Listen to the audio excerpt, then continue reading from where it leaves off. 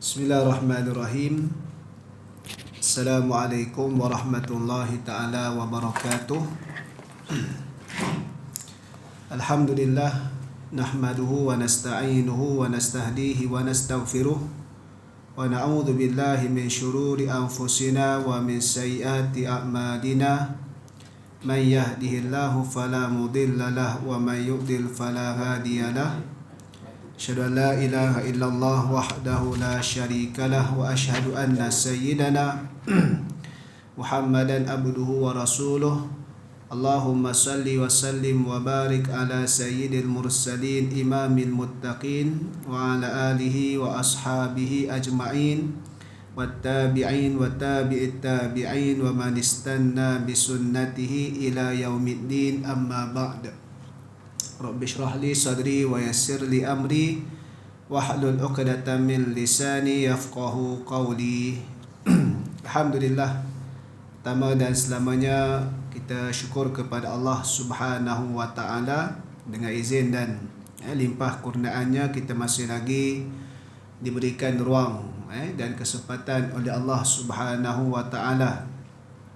Pada tengah hari ini kita dapat meneruskan pembacaan kitab, iaitulah kitab An-Nasaih Ad-Diniyah wal Wasaya Al-Imaniyah, iaitulah nasihat agama dan juga wasiat imam, yang mana himpunan daripada Al-Imam Habib Abdullah Al-Haddad, seorang ulama di Yaman, ulama tasawuf, dan perkara-perkara basic yang dibincangkan ini berkenaan dengan kita panggil peringatan kita sebagai seorang Muslim untuk kebaikan akhirat kita terutamanya, insya-Allah.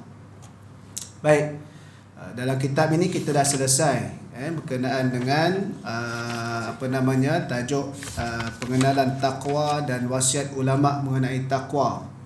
Jadi kita akan masuk seterusnya, iaitulah bercita-cita mati di dalam Islam. Kalau tengok kitab ni muka surat 17 lah. Kalau yang di kitab muka surat 17. Satu tajuk yang mana merupakan kesinambungan daripada takwa itu. Sebab kalau kita baca ayat Quran yang selalu diperdengarkan dalam khutbah, di mana Allah Subhanahu wa taala berfirman, a'udzubillahi minasyaitonir rajim, ya ayyuhalladzina amanu taqullaha haqqa tuqatih wa la tamutunna illa wa antum muslimun. Itu ayat dia, satu ayat lengkap.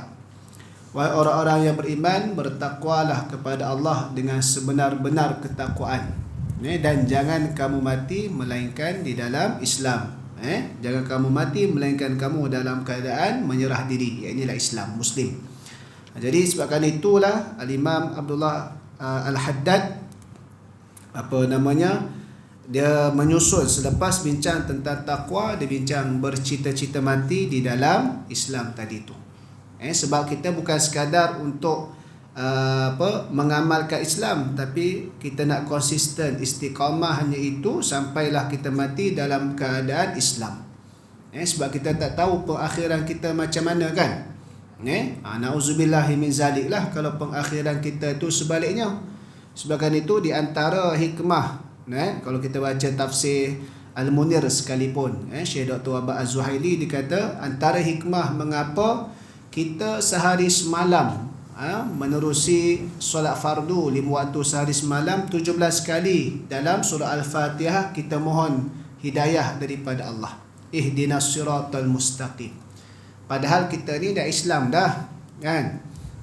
Sebab selain daripada dapat hidayah, kita nak senantiasa berusaha dapat hidayah, dalam keadaan dapat hidayah oleh Allah, daripada Allah Subhanahu wa taala.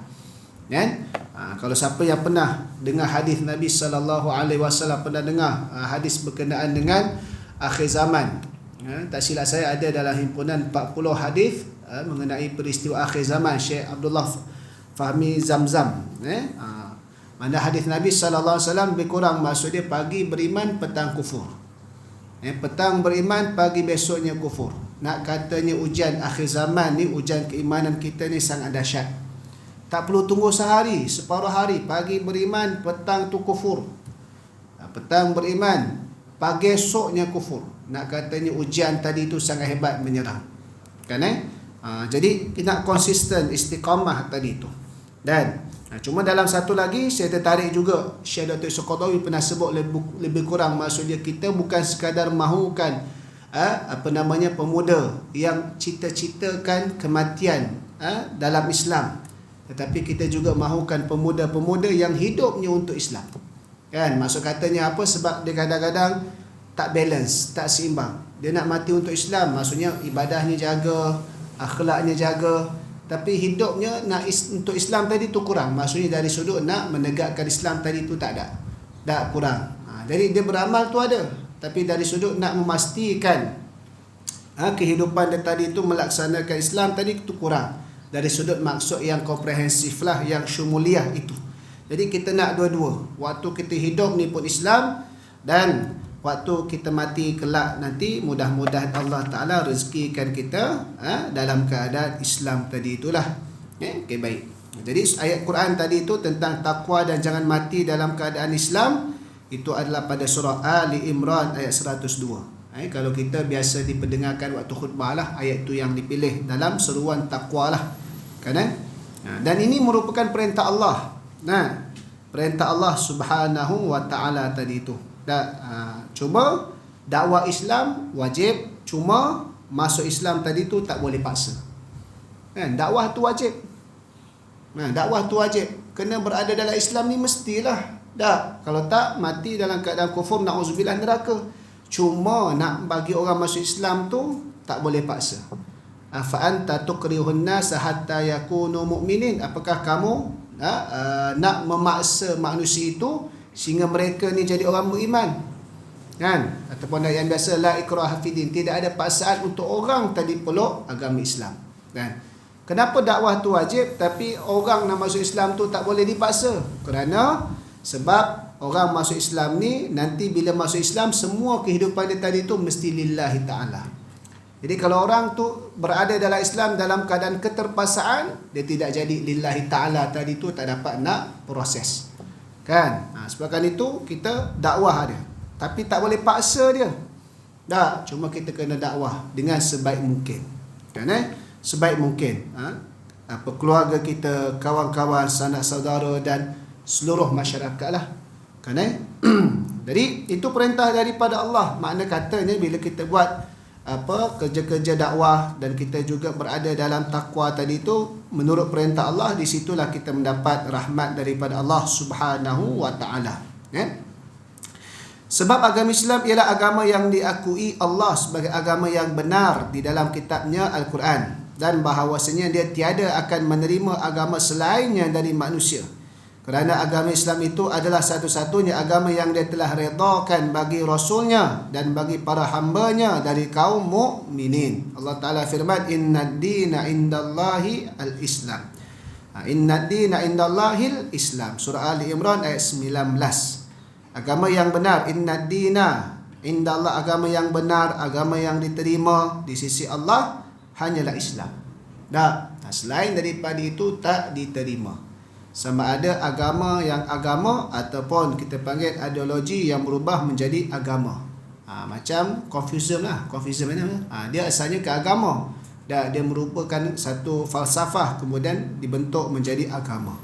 Kan? Jadi benda tadi itu pun apa sahaja yang melibatkan ketuhanan, yang melibatkan kepercayaan, mestilah balik kepada agama Allah Subhanahu wa Ta'ala tadi itu.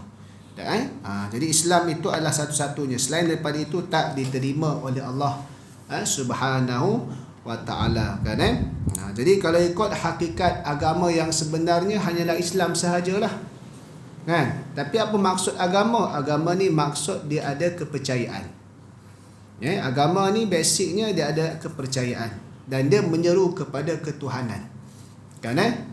Tapi kalau ideologi kadang-kadang dia pemikiran dia rendah sikit, sebab ideologi ni kadang-kadang dia tak merujuk kepada ketuhanan, dia lebih kepada sudut pandang dunia. Kan? Sudut pandang dunia tadi tu, cara berfikir. Sebab tu ada ideologi yang dari sudut kita panggil cara pandang bab pengurusan ekonomi, sosialis, kapitalis. Dia cara pandang nak ngurus tadi tu. Cuma dia ada satu dasar je lah, kan.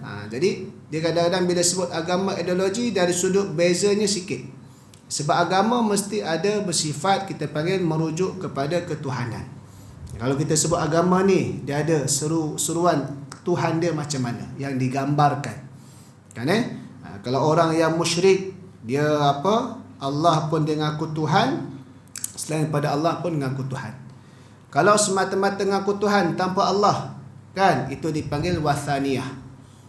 Dalam bahasa Arabnya dipanggil wathaniyah. Contohnya macam kalau mudah dia punya agama selain daripada Islam yang dari sudut Hindu, Buddha. Sebab dia kalau kita tanya dia Allah, pada makna khusus Allah dia tak kenal. Tapi dia menyuruh pada Tuhan, satu power yang di langit pada dia punya rujukan ketuhanan tadi tu. Tapi dia tak kenal Allah, kan? Itu kita panggil wathaniyah. Kalau yang Tuhan yang tiada Tuhan, etis, golongan etis. Kalau mengaku Allah tu Tuhan tapi tak terima Nabi Muhammad sebagai Rasul yang terakhir, itu ahli kitab. Itu kalangan penganut ahli kitab. Ahli kitab ni umat yang terdahululah dinamakan ahli kitab kerana mereka telah menerima kitab ataupun wahyu pada zaman mereka pada Rasul yang diutuskan tersebut, kan. Sebabkan itu dibezakan ahli kitab dengan ahlul fitrah. Ahlul fitrah satu umat yang tak ada Rasul pun datang tempat tadi itu, dan mereka bukan sebagai umat kepada Rasul yang disampaikan wahyu. Contohnya apa? Sebelum Nabi Muhammad dilahirkan, di kalangan mak ayah ibu bapa Nabi Muhammad. Sebab Nabi Isa, sebelum Nabi Muhammad, Nabi Isa bukan untuk orang Arab. Setiap Rasul diutuskan untuk kaum dia yang khasah. Justru bagaimana kaum Arab sebelum Nabi SAW dibangkitkan sebagai Rasul, mak ayah Nabi Muhammad bagaimana, kan. Ini ada perbahasan panjang ulama lah. Tapi dari sudut kita Ahlus Sunnah wal Jamaah, kita berdasarkan dalil hujah sebagainya, sebelum Nabi jadi Rasul, mak ayah Nabi dan siapa sebelumnya itu, kan, semua dikira sebagai Ahlul Fitrah. Kerana apa? Kerana tak ada Rasul yang datang kepada mereka. Adapun Nabi Ismail zaman bila? Lama. Nabi Ismail dah wafat, terputus. Sebabkan itu ada dia punya pengaruh millata Ibrahim Hanifah. Pengaruh itu saja. Tapi ajarannya dah tak ada, kan. Sebab yang terakhir sebelum Nabi Nabi Isa. Jadi Ahlul Fitrah. Ahlul Fitrah ni mereka yang hidup zaman itu tapi tak ada syariat yang disampaikan kepada mereka, kan. Maka Ahlul Fitrah adalah berbeza dengan Ahlul Kitab.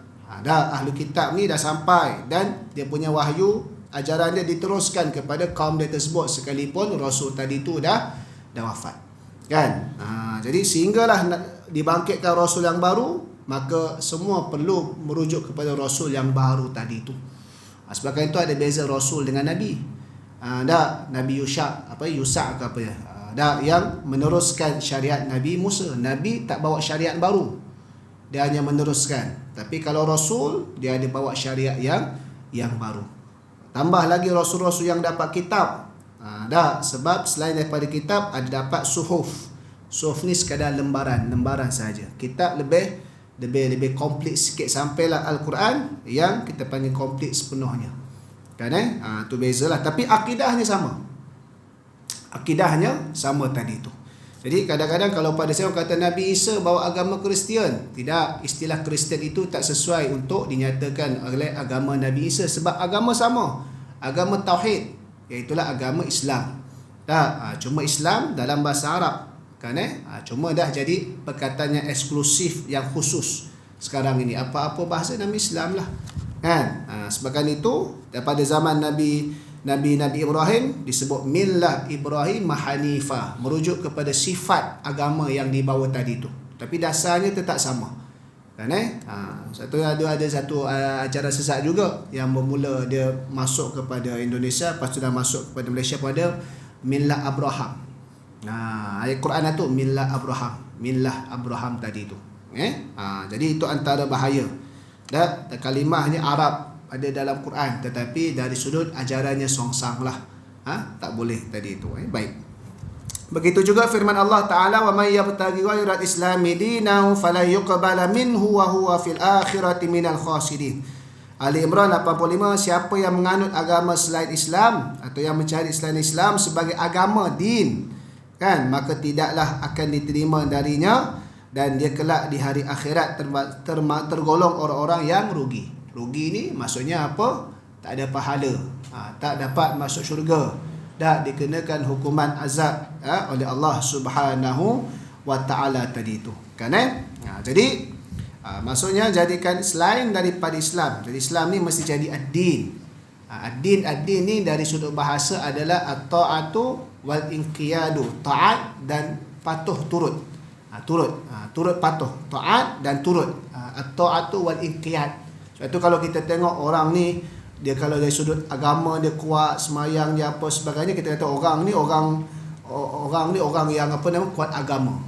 Sebab apa? Dia nampak ketaatan dia tadi tu, kepatuhan dia tadi tu, dia menonjol, kan sama ada dari segi akhlak dia dan apa dia punya luaran dia lah tadi tu sebagainya lah, jadi dinamakan. Macam kita kalau bahasa Melayu panggil, kalau tengok yang nama lebay tu istilah yang diringkaskan dan dijadi satu istilah yang khusus lelaki baik, lebay.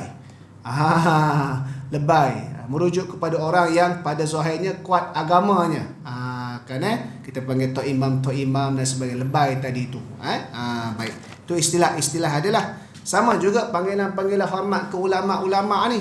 Contoh kita kalau di Malaysia ni kita panggil tok guru. Tok guru. Tapi kalau tok guru tu masuk kepada pentadbiran kerajaan sebagainya, di istilah secara official tuan guru. Penggunaan tuan guru secara officialnya. Contoh tuan guru ni Abdul Aziz Nikmat, pada dia punya tulisan dia tak boleh letak tok guru. Tok guru ni pada panggilan kita, kan. Tuan guru Abdul Hadi Awang, dia tuan guru sebab dalam pentadbiran dia ada dia punya standard official dia, kan. Di Malaysia tok guru. Kalau di Indonesia kiai, kiai haji, kalau ada haji, kiai haji dan sebagainya. Kalau di Yaman habib, kan. Dan terutamanya habib ni banyak dari sudut apa yang disebutkan, banyak mereka ni ada keturunan Nabi SAW dah. Cuma tinggal betul tak betul lah, itu selalu yang menjadi perbincangan, kan. Macam Syed sebagainya.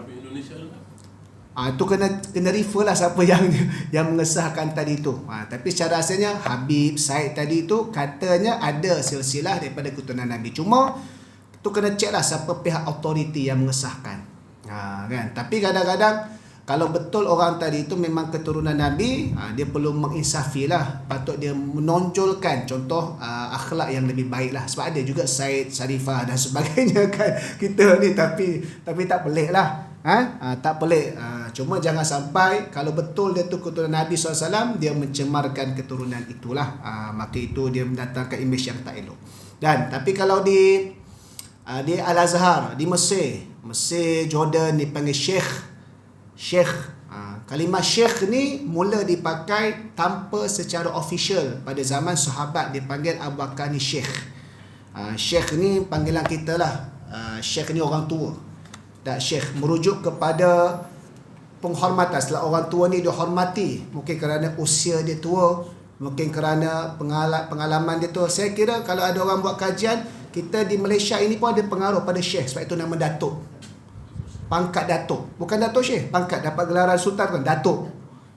Cuma ada beza negeri. Raja tak raja ni Datuk di ATO, yang ni di ATUK. Tapi kalimah Datuk, sebab Datuk ni kalimah orang tua. Kalau kita kan, secara biasanya kalimah Datuk. Jadi mesti ada kaitan. Sebab kita dengan Arab ni kuat pengaruh dia. Saya pun di UiTM, selain daripada PLAS Tahfiz, saya juga jadi ketua pusat kajian manuskrip Alam Melayu di UiTM Akademi Pengajian Islam punya lah. Kita Jumaat lepas kita pergi Muzium Negeri Perbadanan Muzium Negeri Melaka. Kita buat satu projek kerjasama. Selasa baru ni berbalik, kita tengok manuskrip. Kan, manuskrip kita ni dari sudut kalau agamanya selain daripada Jawi, memang ada orang kita yang tulis Arab. Kuat pengaruh ni. Manuskrip lama tu tulis Arab. Kan, dan ada satu jumpa dia dapat, ada orang bagi dan disimpan lah, muzium simpan yang kita detect baru ni, satu kecil cara belajar alif bata, tapi manuskrip tu ditulis di situ, diterbitkan di Perancis. Tapi memang manuskrip kita kat Perancis ada, kat Belanda ada, Annabel tu ambil. Kan? Kolektor manuskrip sebagainya. Banyak di Amerika Syarikat ada. Kan? Kalau dikaji. Manuskrip ini penting. Manuskrip ini kalau disahkan, itulah kita panggil pengesahan. Contoh, ada satu dakwaan. Pulau apa yang kita terlepas tu kat Singapura tu? Batu Putih. Nak tahu tu, kena tengoklah sejarah awal dulu. Di antaranya manuskrip tu lah.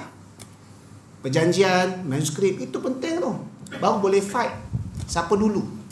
Itu kepentingan sejarah. Tapi kita punya manuskrip ni ada kat luar juga. Makna katanya sebabkan itu tak mustahil.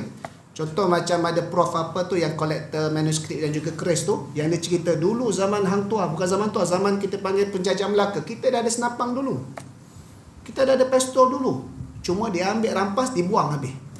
Sebagaimana yang dibuat di kota Baghdad, buku-buku perpustakaan kita tu dirampas habis dan dibuang semua dalam laut. Sebab pemenang sejarah yang merekodkan sejarah tu. Tu ada orang kaji dan sebagainya. Kan dari sudut tadi tu. Dan ada satu pasal kita panggil hang tuah tak hang tuah ni kan. Dari sudut contoh macam Atma, kajian Atma alam tamadun Melayu di UKM tu, dia kata hang tuah tu wujud.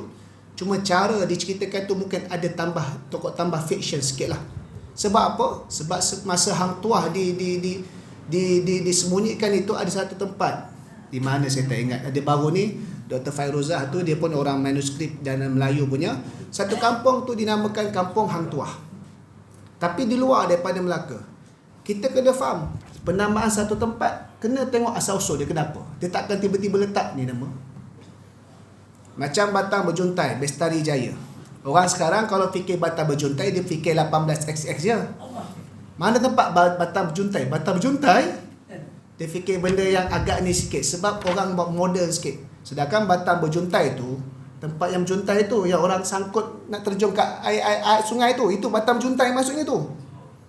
Itu Batang Berjuntai. Bukan Batang Berjuntai benda tu. Tapi sebab huruf dah berubah, orang faham lain, tu dia terpaksa tukar Bestari Jaya bawah Batang Berjuntai. Sebab tu sejarah ada tempat-tempat dinamakan. Tu di antara macam Kuala Lumpur lah, Yap Ahloi ke ataupun siapa seorang lagi Melayu Islam tu, tu. Kadang-kadang sejarah kita orang Melayu ni ditukar habis. Kita ni nampak begitu cikai. Kan? Begitu cikai kita panggil. Jadi ada kolektor manuskrip ini memang itu antara penting lah sebab orang tak akan tulis. Dan juga ada manuskrip dari sudut Al-Quran ditulis tangan oleh orang Melayu. So makna katanya bila orang Melayu ni tulis bermaksud di situ dah ada dua dah. Ada tiga. Satu kemahiran menulis. Satu lagi penggunaan kertas. Satu lagi adalah intelektual orang Melayu ni. Orang Melayu ni bukan bodoh. Yang kata orang Melayu ni bodoh ni penjajah yang nak hapuskan kita punya identiti Melayu Islam ni. Sebabkan itu bila orang Melayu dia menulis, dia ada kertas, dia dah ada bisnes kertas. Datang Belanda, datang putih, dia bawa kertas dia. Sebab itu ada watermark. Kalau kertas orang luar dia ada tanda bulan bintang, kau tengok sikit. Kalau kita Melayu tak ada. Tapi waktu tu Riau dia tak ambil kertas Belanda. Dia guna kertas sendiri daripada pokok apa nama tu sampai itu sebagainya. Dan bayangkan dakwah zaman dulu ni dakwah yang hidup. Lama tengok tak berkembang, tak kembang. Kita kalau dakwah lama kembang. Tu kita orang Melayu ni kita ada sejarah ada yang kuat. Yang kuat pengaruh sampai kepada kita punya solat tarawih selang di antara dua rakaat tu kita zikir tu selawat dalam bahasa Arab. Apa tu? Al-Khalifatul Awwal Amirul Mukminin Sayyiduna Abi Bakrin radhiyallahu an. Tu cakap bahasa Arab tu. Nak kata khalifah kita yang pertama adalah Sayyidina Abu Bakar radhiyallahu an. Abu Bakar radhiyallahu an. Kenapa? Kerana itu pun ada pengaruh nak tunjuk kita Ahlussunnah wal Jamaah nak kekang pengaruh Syiah ketika itu. Ini sejarah ni. Tapi kalau orang tak apa kata Melayu ni apa dia. Melayu kena pula masuk pula Hindu nak masuk dia punya racun. Kita ni asal Hindu. Itu habis kait belaka. Semua benda kita ditiru Hindu. Habis lepas tu. Tengok manuskrip tu dulu. Itu bukti awal catatan. Kena fight pada tadi tu. Itu sejarah. Kita panggil supaya apa? Supaya nampak macam mana. Orang dulu ni tulis Quran. Tulis Quran kat mushaf. Tulis bahasa Arab. Tak, dalam kitab fiqh. Orang Melayu kita ni. Ada. Sebab apa orang Melayu ni dah ada hubungan. Sebelum mereka pergi ke Al-Azhar, mereka pergi ke Tanah Haram dulu. Tak. Tok kenali apa sebagainya. Di situ ada yang balik dengan fizikalnya balik, ada yang tak balik, hanya kitabnya diteruskan. Contoh pesantren di Syekh Yasin Fadani, dia tak balik fizikal dia, tapi kitab-kitab dia dibawa balik oleh anak murid dia dan sebagainya. Syekh Idris Marbawi orang Perak, duduk di Al-Azhar Halamu, dia syarah kitab Sunan At-Tirmizi, Bahrul Madhi. Banyak dalam Jawi apa sebagainya. Bahrul Madhi, bahasa Arab Bahrul Madhi, lautan kelazatan. Bahrun tu lautan, madhi lazat. Maksudnya kelazatan ilmu dalam mengenali hadis Nabi, dipilih Sunan At-Tirmizi. Sebagainya. Zaman dia balik sekali dengan diri dia, tapi waktu tu dah tua lah. Tak silap dia pernah dapat tokoh majrah ke apa, tak pastilah. Tengok sejarah dia makam di sini. Jadi ulama kita ni ada yang pergi ke luar negara belajar, semua transport ketika itu agak makan masa. Ada yang kekal di sana, dia punya buku-buku dia balik disebarkan, ada yang balik semula dengan zat tubuh dia tadi itulah dan diteruskan. Ini kuat pengaruh Islam dalam kita punya tanah Melayu ni, jangan main tuan-tuan. Kan? Tu antara bukti. Kalau takkan boleh muncul macam tu. Dan kalau takkanlah manuskrip di perpustakaan negara pun ada buat katalog dia. Kitab ni pasal apa kita. Jadi ada yang dikeluarkan. Manuskrip tadi tu di Perancis, manuskrip tadi tu di Belanda. Manuskrip ni tuan-tuan, di luar negara ni sentuh pun tak boleh. Letak dalam kaca, tengok. Tak boleh keluar mahal ni. Orang tahu nilai tu di luar negara tu. Sebab tu perpustakaan negara dia ada buat katalog manuskrip tadi di luar. Dia terpaksa buat projek di luar, cara-cara dapat balik manuskrip tak keluar. Manuskrip tak dibuat keluar. Khazanah berharga sebab menunjukkan. Contoh, kalau benda tu catatan kitab fiqh pada tahun 1450, contoh, bermasuk Islam dah sampai situ dah 1450, itu bukti dia. Jadi itu di antara perkara kita punya kekuatan sejarah Melayu Islam di tanah Melayu inilah. Kemudian kita tahu perjanjian British dengan Belanda memisahkan di antara tanah Melayu inilah, sehingga jadi kepada beza dan sebagainya lah. Jadi nak katanya Islam ni kuat di tanah Melayu kita ni. Sampai sejarah kita tahu waktu kita panggil British datang kepada tanah Melayu kita ni, Turki pernah hantar tentera laut. Tapi kita tahulah dulu akses transport ni makan masa.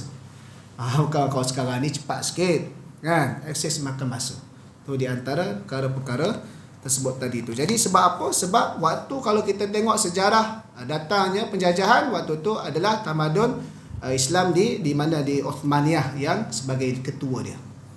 Ketua dia tadi tu. Sebab tu ada penemuan. Dulu orang kata ada penemuan orang Kedah, pekaji Kedah tua terima Islam lebih awal daripada Aceh dan juga Melaka. Ada dia berdasarkan monumen-monumen, artifak dan sebagainya. Nak kata dah lama tu awal Islam datang, awal sangat. Nak kata dari sudut kita bagi bukan semata-mata convert Hindu kepada ini, tidak.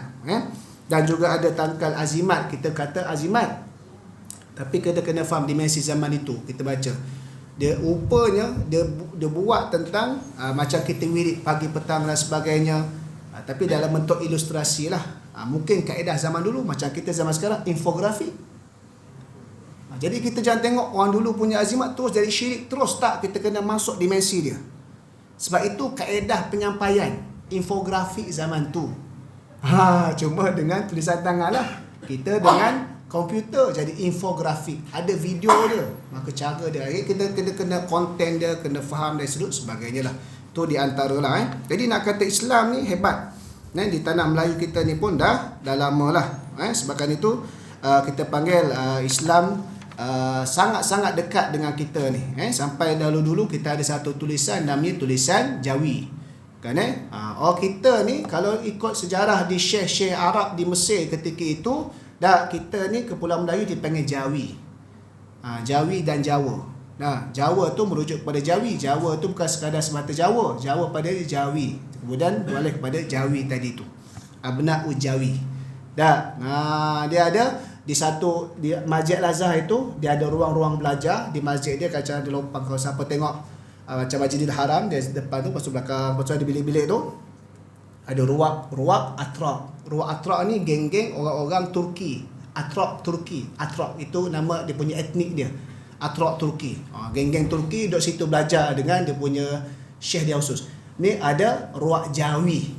Ruak Jawi ni orang Melayu tanah Melayu kita ni ada khusus. ruak Jawi di situ.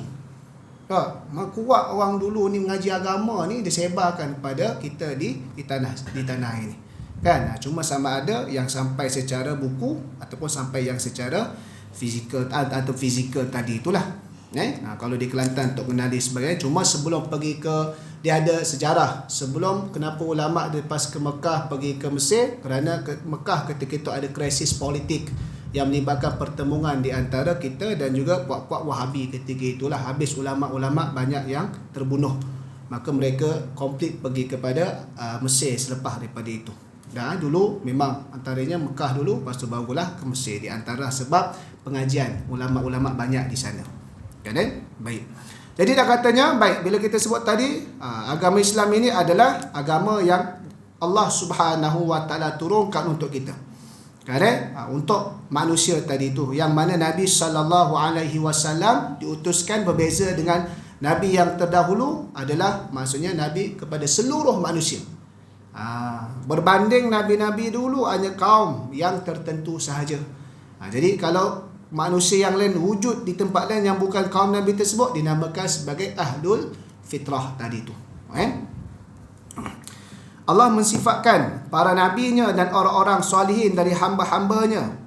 Firman Allah memberitakan tentang diri Nabi Yusuf bin Yaqub alaihissalam, anta waliyyi fid dunya wal akhirah tawaffani musliman wa alhaqni bis salihin. Engkaulah Allah pelindungku di dunia dan di akhirat, wafatkanlah aku sebagai seorang muslim. Matikan aku sebagai seorang muslim dan kumpulkanlah aku bersama-sama orang-orang yang soleh. Surah Yusuf ayat 101. Ni kalau kita baca doa tentang mati. Doa tentang mati yang dibolehkan macam mana? Kita doa supaya dimatikan dalam keadaan muslim, dapat hidayah. Doa kita minta cepat mati kerana putus asa, itu tak boleh. Kerana apa? Kerana orang putus asa tadi tu dia tak yakin lagi pada rahmat Allah. Kan? Doa yang kita panggil bukan minta mati, tapi kita serah keputusan pada Allah. Ya Allah, kalau aku mati itu dalam keadaan lebih baik pada sisi kamu, matikanlah aku. Kalau aku ini hidup lebih baik di sisi kamu untuk beramal soleh, maka hidupkanlah aku. Itu kita tak minta mati. Maksudnya kita serahkan hidup kita tadi itu Allah Ta'ala supaya pelihara kita. Kalau mati biar dalam keadaan baik, kalau hidup Allah Ta'ala bagi hidayah terus kepada kita. Itu cara inilah. Tapi kalau ya Allah, aku dah tak tangguh dah, hidup pun susah, mati pun susah. Itu kalau putus asa tak boleh. Tak boleh macam tu. Apatah lagi sebab-sebab yang lain, tak kisahlah sebab apa sekalipun, sebab tekanan ekonomi ke, sebab masalah apa. Kalau masalah pelik-pelik putus cinta lagilah tak boleh. Tak boleh. Sebab apa? Bila orang tu putus asa, maksudnya orang tadi tu dia tak yakin lagi pada kekuasaan Allah. Sedangkan Allah Ta'ala yang Maha Berkuasa boleh tukar, boleh ubah apa saja sekelip mata. Kan? Jadi kena terus bergantung harap kepada Allah Subhanahu wa ta'ala tadi itu. Dan kemudian Allah menceritakan pula tentang Nabi Ibrahim alaihissalam, kemudian Nabi Yaqub alaihissalam, yang masing-masing mereka telah mewasiatkan anak-anak cucu mereka supaya mati di dalam agama Islam. Wa wassa biha Ibrahim banihi wa Yaqub ya bani ya innallaha astafa lakumuddin fala tamutunna illa wa antum muslimun. Surah Al-Baqarah ayat 132.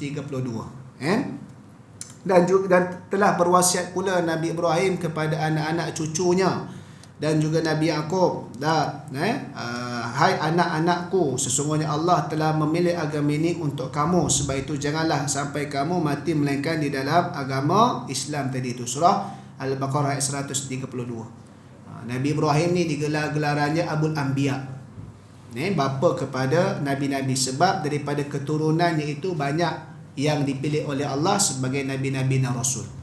Nabi Ibrahim ni kan 2 orang anak, Allah Ta'ala kurniakan Nabi Ismail yang lahir dulu daripada isteri yang kedua, kemudian Nabi apa? Ishak Nabi Ishak. Daripada Nabi Ishak tu pula Nabi Yaqub. Daripada Yaqub tu pula ada 12 dia punya anak adalah Nabi Yaqub ini digelar sebagai Banu Israel. Israel pada maksud bahasa itu adalah gelaran ketika itu adalah maksudnya tentera Allah. Jadi kalau kita sebut Israel sekarang ni dengan Israel Nabi Yaqub itu sudah berbeza dari sudut kefahaman dia. Kita kata celaka Israel kat sana tu, maksud celaka Israel tadi itu kerana Israel Zionis tadi itu. Adapun gelaran Nabi Yaqub ya Bani Israel, dah apa tu adalah maksudnya bukan Israel itu gelaran bahasa itu. Yang Allah Taala gunakan pula dalam di sudut bahasa Arabnya maksud tentera Allah.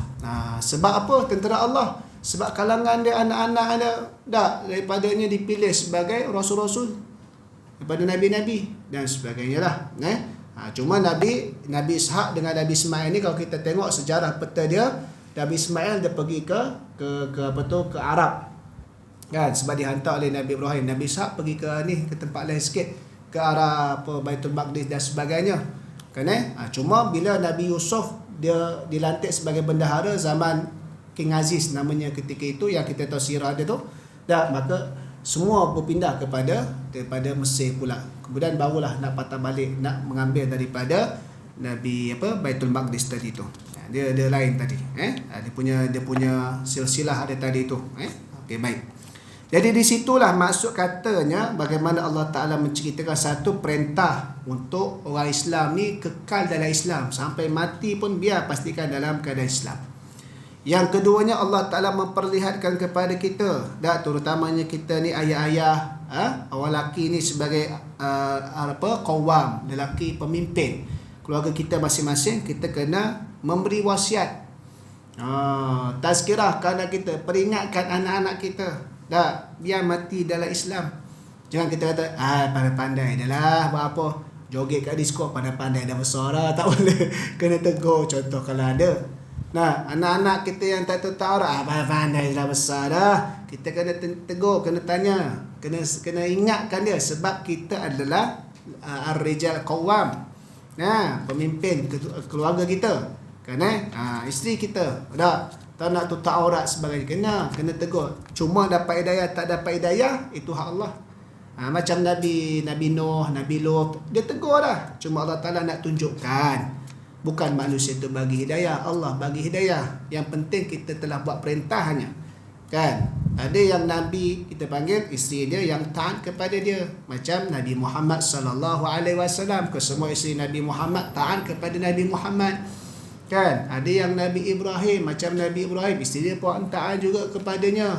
Walaupun ada persoalan-persoalan, contoh masa Nabi Ibrahim nak hantar Siti Hajar ke Mekah waktu tu wadi bi ghairi zar'in, lembah yang kering kontang tanpa ada tumbuh-tumbuhan, sumber hidupan tak ada kan. Nabi Ismail kecil lagi, Siti Hajar dalam keadaan pantang apa lagi kan. Transport waktu tu naik unta, nak ke mana ni bang? Nabi Ibrahim tak boleh nak explain, sampai tanya berkali-kali dalam Quran tu. Lepas tu Allah rakamkan pertanyaan tu, Allahu abarana hadha, adakah Allah yang memerintahkan kita begini? Dia kata ya. Terus Siti Hajar tak tanya dah, sebab dia dah tahu yang ni perintah daripada Allah nak di tempat pelik-pelik ni kan, bukan nak buat surprise. Kita ni tak pelik-pelik bawa surprise tapi tengok jalan kering kontang lah apa, ni surprise apa jadi tak tanya dah. Ada yang isteri yang kita panggil yang Allah Ta'ala uji dengan dia tak ikut, dia sendiri menentang Nabi Lut, Nabi Nuh dan sebagainya lah. Ada yang Rasul yang tak sempat berkahwin pun. Nabi Isa AS sejak daripada kecil diburu, dengan ibu dia difitnah. Isa ibnu Maryam lahir tanpa ada bapa, dan dalam keadaan Maryam tadi tu dikenali sebagai seorang wanita yang solehah, yang langsung tak bersosial, langsung tak ada kan.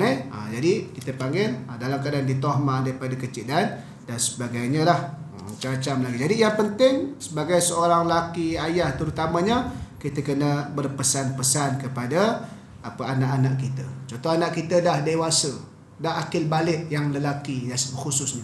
Kita pun pergi semayang kat surau, anak lelaki kita biar tidur je, tak tahu cara tu. Kita kena kejut juga, ajak dia, latih dia kan. Paling-paling tidak kalau dia tak mampu nak ke masjid dulu, untuk next sikit-sikit dia kena bangun sembahyang. Jangan pula kita dah ke masjid, dah habis sembahyang subuh, kita pun baca Quran dulu, syuruk baru balik rumah, anak tidur lagi. Tak boleh. Baca Quran ketika itu sunat. Nak suruh sembahyang tu wajib kan. Makna katanya kena kejut, kemudian dah selesai barulah kita ni. Ni kadang-kadang kita rasa biasa je.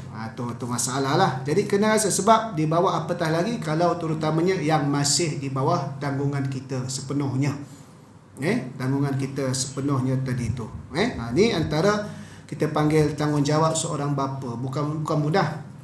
Bukan sekadar dari sudut nafkah harta, nafkah yang lain tadi tu, tapi dari sudut keperluan agama tu tadi mesti dipenuhi lah, kan. Sebabkan itu bila kita sebut berkenaan dengan parenting ini, selain daripada didikan anak-anak, perkara pertama adalah bagaimana mak ayah tadi tu mempunyai pemikiran dalam nak mendidik anak-anak cara yang betul mengikut Islam.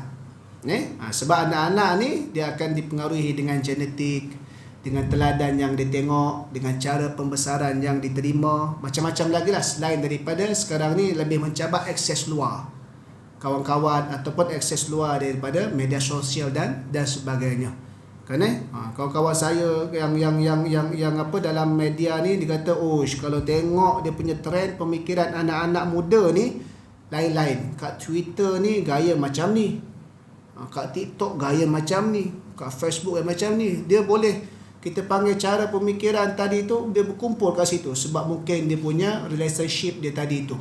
Dia mudah nak buat. Tapi cara tadi tu kadang-kadang zaman sekarang ni susah. Penerapan berkenaan dengan Islam atau agama tadi itu kadang-kadang diambil enteng. Diambil enteng tadi tu. Dia tak terasa. Dia tak terasa. Kadang-kadang satu lagi, walaupun semayang tapi kata tak apa, boleh kodok. Ini satu pemikiran bahaya juga. Kodok, yes, kodok. Tetapi kita ada pemikiran tak semayang tak apa, nanti kodok lah. Maksudnya itu satu pemikiran bahaya, kerana solat kodok tetap tidak sama dengan solat fardu.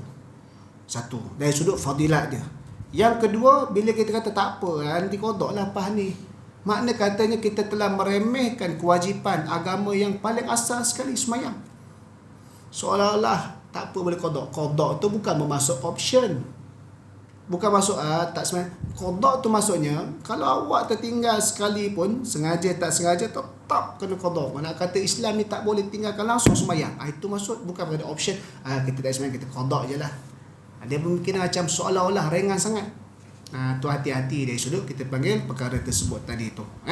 Dan yang ketiganya adalah kadang-kadang anak-anak muda ni perlu kepada kita panggil cara kita discuss dengan dia tadi tu, selain daripada dia punya logik ataupun dia punya hikmah, kita perlu pasak dia. Pasak. Last sekali kerana Tuhan suruh. Kerana apa? Kerana Nabi SAW yang suruh tadi tu. Kan macam kita lah, kalau zaman dulu-dulu tuan-tuan apa lagi lama daripada saya sebagainya, kadang-kadang mak ayah apa, kau ngaji, dia ngaji. Kan? Kalau buat mengaji, buat agama ni dia tak boleh nak excuse dah. Kan tak boleh nak ni lebih. Sekarang ni kadang tak boleh tanya lagi. Kan? Tu di antara kita panggil cabaran-cabaran. Zaman sekarang ni yang perlu dilalui tak dapat tidak sebagai kita seorang muslim. Sebabkan itu selalu kita kena doa kepada Allah Taala, diberikan kekuatan, diberikan kita panggil keteguhan iman tadi tu, sebab dunia akhir zaman maksudnya ujian fitnah apa? Fitnah pada ujian keimanan kita. Ujian keimanan kita tadi tu. Wallahu alam, insya-Allah nanti kita sambung lagi pada tajuk yang seterusnya lah, iaitulah kita panggil memohon husnul khatimah. Bila dah mati macam mana nak mohon husnul khatimah, nanti akan disebutkan oleh Habib Abdullah Al-Haddad ini untuk daripada kita lah. Wallahu alam, aqulu qouli hadza wa astaghfirullahal azim li wa lakum. Assalamualaikum warahmatullahi taala wabarakatuh.